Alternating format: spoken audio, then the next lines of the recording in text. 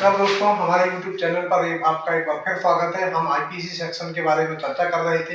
हम आगे जो आईपीसी है, हमारी आईपीसी सेक्शन धारा 100 के बारे में हम थोड़ा चर्चा करते हैं। धारा 100 क्या कहता है? निजी सुरक्षा के संबंध में मृत्यु।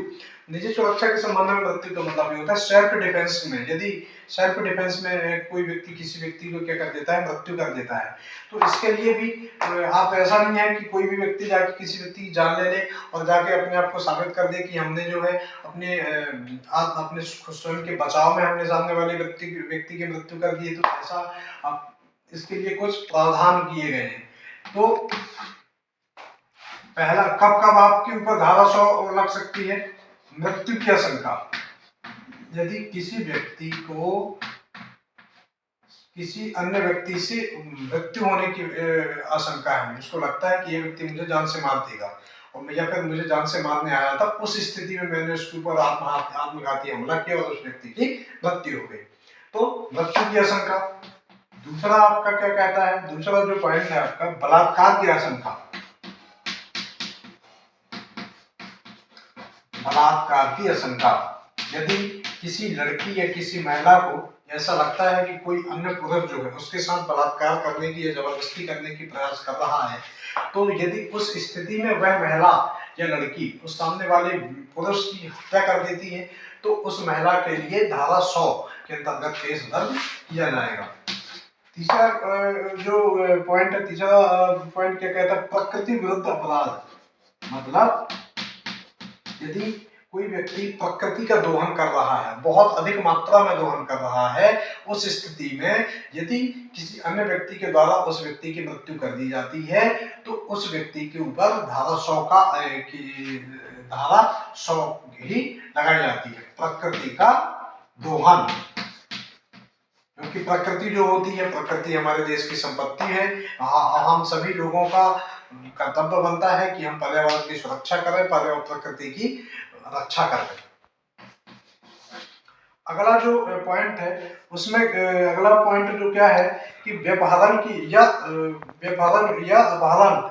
मतलब यदि किसी व्यक्ति को लगता है कि सामने वाला व्यक्ति उसका अपहरण कर रहा है, या फिर कहीं साथ साथ गए और बता के ले गए कि हम मार्केट चल रहे हैं, और मार्केट में ले जाकर वो किसी अन्य जगह पर गुप्त स्थान पर ले गए और उसके साथ कुछ ऊंच नीच वाली हरकतें करने लगा, तो अपहरण या व्यपहरण की आशंका। इस स्थिति में अपने आप को बचाने के लिए व्यक्ति उस व्यक्ति की जान ले लेता है, तो उसके ऊपर भी धारा 100 लगती है।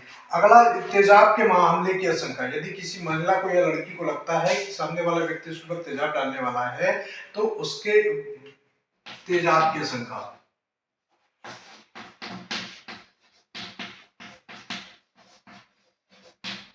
तो वह व्यक्ति व्यक्ति या महिला जो है अपने सेल्फ डिफेंस में उस महिला की या उस लड़के की यदि जान ले लेती है, तो उसके अंदर उसके ऊपर भी धारा 100 का केस दर्ज किया जाता है।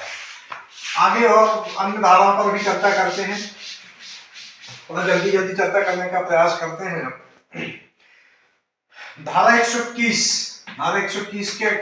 धारा 121 में जो है, धारा 121 में बताया गया है कि भारत सरकार के विरुद्ध युद्ध कर देना। भारत सरकार के विरुद्ध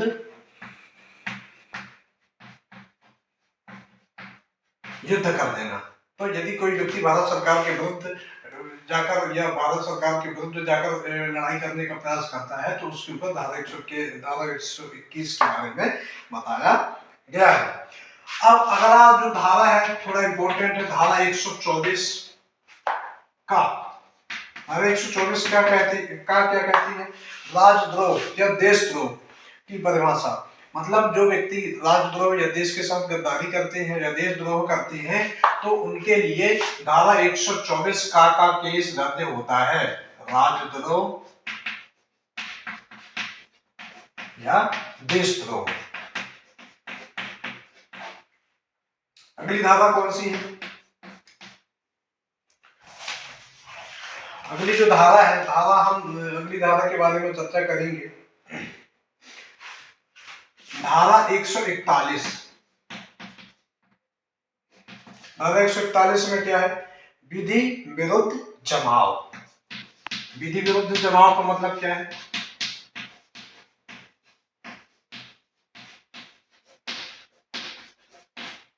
विधि विरुद्ध मतलब 5 या 5 से अधिक व्यक्तियों का जमाव यदि होता है और शासन ने वहां पर मना किया है लोगों को इकट्ठा होना, इकट्ठा बैठना, सामने साथ में बातें करना या मेल मिलाप करना, यदि उसके बाद भी कोई व्यक्ति इस प्रकार की गतिविधियां करता है तो धारा 141 में यदि 5 या 5 से अधिक व्यक्ति एक साथ बैठकर आपस में मिलते हैं, चर्चाएं करते हैं, तो उनके ऊपर धारा 141 के अंतर्गत केस दर्ज किया जा सकता है।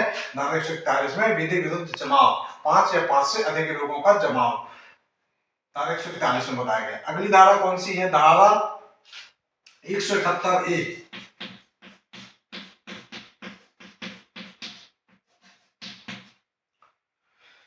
निर्वाचन संबंधी अधिकार। धारा 171 में निर्वाचन, जो चुनाव आयोग होता है, निर्वाचन संबंधी अधिकार जो होते हैं, तो निर्वाचन संबंधी अधिकार किसमें बताया गया है? धारा 171 ए में। अगली धारा कौन सी है? अगली धारा जो धारा 292।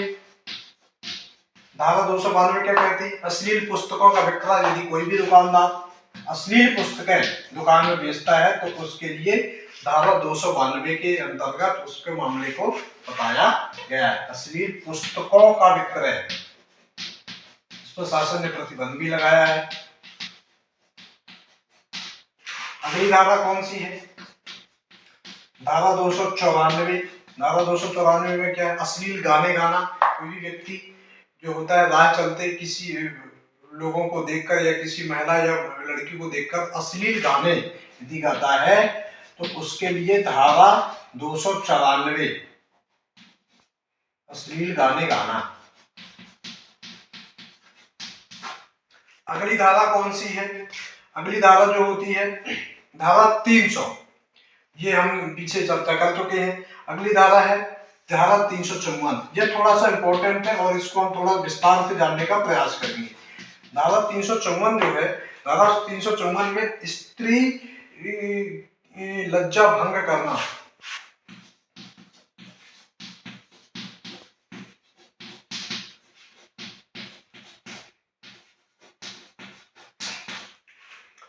स्त्री के जो होता है स्त्री की लज्जा या उसकी इज्जत पर कीचड़ उछालना, धारा 354 के में बताया गया है। और धारा 354 में ABCD करके 3-4 धाराएं अलग अलग बांटी गई हैं, उसके बारे में हम थोड़ा सा विस्तार से समझने का प्रयास करते हैं।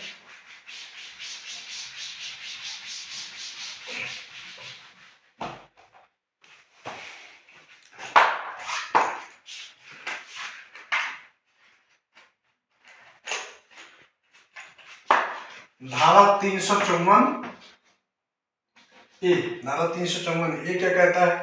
यौन उत्पीड़न। जो आजकल यौन उत्पीड़न के मामले बहुत अधिक बढ़ रहे हैं। यौन उत्पीड़न के धारा 354 ए में यौन उत्पीड़न के बारे में बताया गया है। अगली धारा है धारा 354 बी। धारा 354 बी में क्या बताया गया है?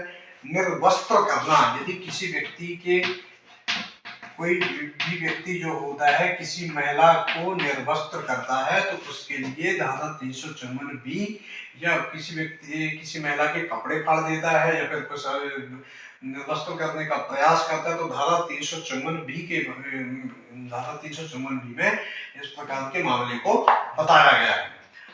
अगली धारा है धारा 354 सी। धारा 354 सी जो होती है छिपकर देखना।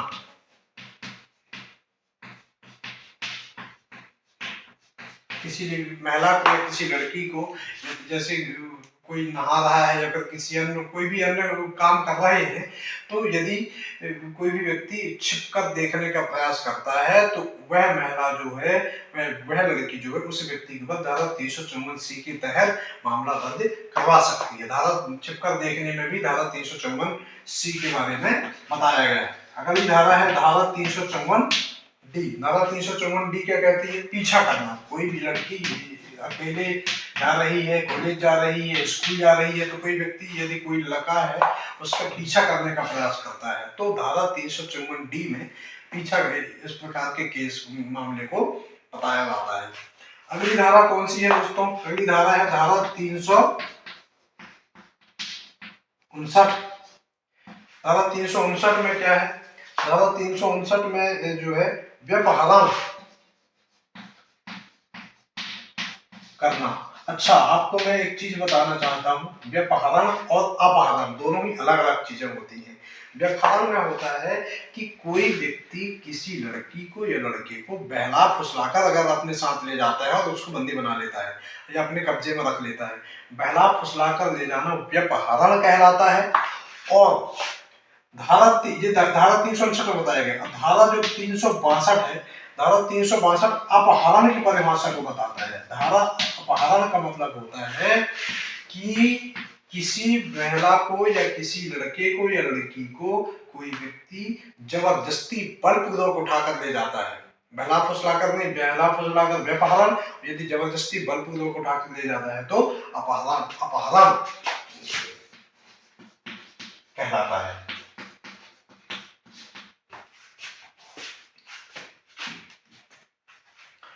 अगली धारा के बारे में चर्चा करते हैं।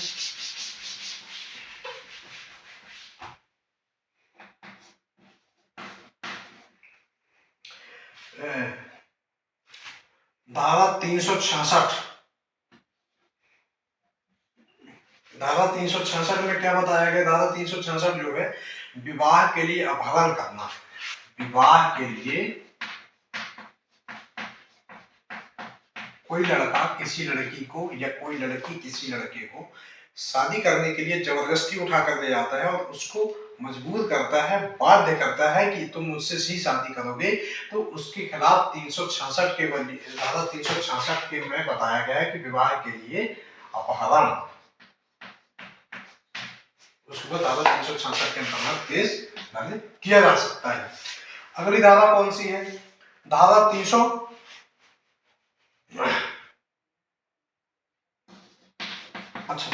धारा 375 में बलात्कार की परिभाषा, जो कि हम आगे पिछले वीडियो में हम पढ़ भी चुके हैं। बलात्कार की परिभाषा इसी तरह में हमारा धारा 376 था, जो किसी महिला के साथ जबरदस्ती बलात्कार करने का प्रयास किया जाता है। धारा 377 था। धारा 377 में क्या था? पुरुष के साथ बलात्कार के बारे में बताया गया था। अगला जो है धारा 494। धारा 494 क्या कहता है कि पति व पत्नी के जीवन काल में पुनः विवाह या पुनर्विवाह, पति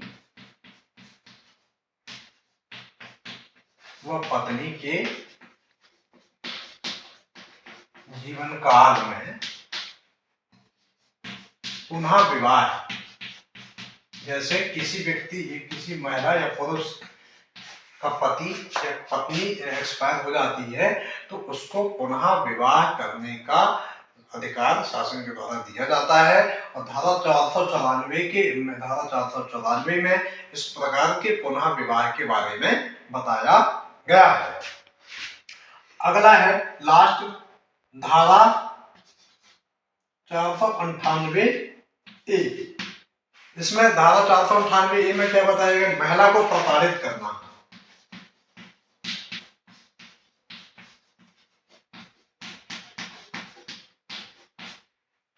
महिला को प्रताड़ित करना। अब महिला को प्रताड़ित करना किस प्रकार से? या तो मौखिक रूप से ऊंची आवाज में बात करके, ऊंची आवाज में बात करना, गाली गलौज करना, ऊंची आवाज में बात करके, या फिर बलपूर्वक हाथ पैर चलाना, बलपूर्वक प्रताड़ित करना, बलपूर्वक प्रताड़ित करना। तो यदि कोई भी व्यक्ति जो होता है अपनी पत्नी को या कोई भी लड़का लड़की को, महिला को प्रताड़ित करता है तो दो प्रकार से, या तो ऊंची आवाज में गाली गलौज करके या फिर बलपूर्वक उसको प्रताड़ित करता है। तो धारा 498 ए के अंतर्गत इस प्रकार के महिला को प्रताड़ना के लिए बताया गया है धारा 498 ए में। वो अब आज की वीडियो में इतना ही। आगे हम अन्य वीडियो में आगे चर्चा करेंगे। यदि आपको वीडियो पसंद आया है तो कृपया लाइक करें, कमेंट करें और शेयर करें, सब्सक्राइब करें। धन्यवाद।